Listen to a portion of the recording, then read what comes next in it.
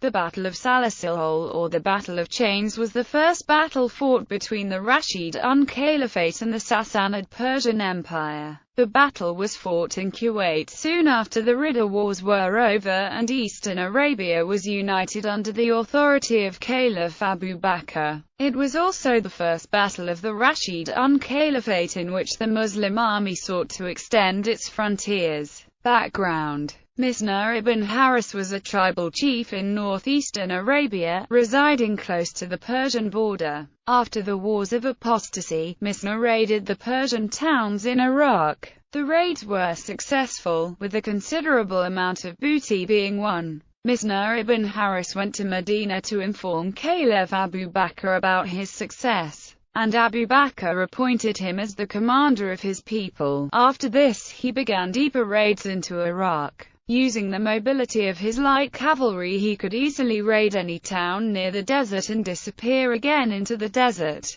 leaving the Sassanid army unable to chase him. Misna's actions made Abu Bakr decide to invade Iraq. To make certain of victory, Abu Bakr decided on two measures. The invading army would consist entirely of volunteers, and it would be commanded by his best general, Khalid ibn Walid. After defeating the self-proclaimed Prophet Musaylima in the Battle of Yamama, Khalid was still in the Yamama district when Abu Bakr sent him orders to invade the Sassanid Persian Empire, making al-Hira the objective of Khalid's mission. Abu Bakr sent reinforcements and ordered the tribal chiefs of northeastern Arabia, Misna ibn Haris, Mazhar bin Adi, Harmala and Salma, to operate under the command of Khalid. In approximately the third week of March 633 AD, Khalid set out from Yamama with an army of 10,000 men. But before doing so, he wrote to Hormozd, the Persian governor of the frontier district of Dast Mason. The tribal chiefs and their warriors joined Khalid in his quest. Thus Khalid entered the Persian Empire with 18,000 troops.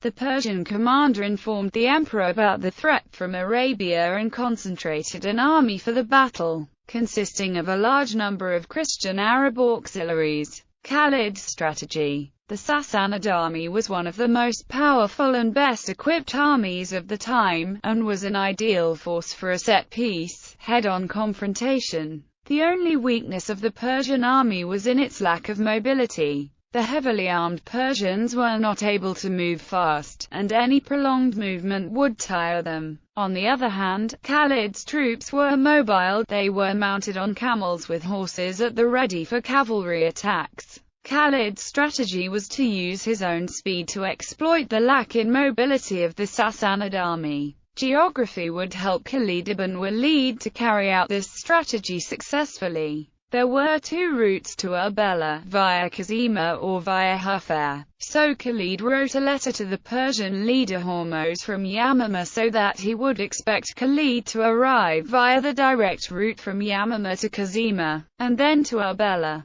The battle. Expecting Khalid ibn Walid to come through Kazima, Hormozd marched from Arbela to Kazima. At Kazima there were no signs of the Muslim army. Soon information was given by scouts that Khalid ibn Walid was moving towards Hafar. As Hafar was only 21 miles from Arbela, this endangered Hormozd's base. Arbela, which was an important port of the Sassanid Empire, situated near modern-day Basra. Hormozd immediately ordered a move to Hafar, 50 miles away. Khalid waited at Hafar until his scouts informed him about the hurried approach of Hormozd. Passing through the desert, Khalid moved towards Kazima. On his arrival at Hafar, Hormozd was informed about Khalid's march towards Kazima. Because Hormozd could not leave the Kazima route to the Muslims, the heavily armed Sassanid army was once again ordered to set off for Kazima. The Persians arrived at Kazima in a state of exhaustion. Hormozd at once deployed the army for battle in the normal formation of a center and wings. The generals commanding his wings were Gubaz and Anoshagan. The men linked themselves together with chains as a sign to the enemy that they were ready to die than to run away from the battlefield in case of defeat. This lessened the danger of a breakthrough by enemy cavalry. As with the men linked together in chains, it was not easy for cavalry groups to knock down a few men and create a gap for penetration, since the Sassanid army was organized and trained for the set-piece battle. This tactic enabled it to stand like a rock in the face of an enemy assault. But the chains had one major drawback. In case of defeat, the men were incapable of withdrawal, for then the chains acted as fetters. It was the use of chains that gave this battle its name.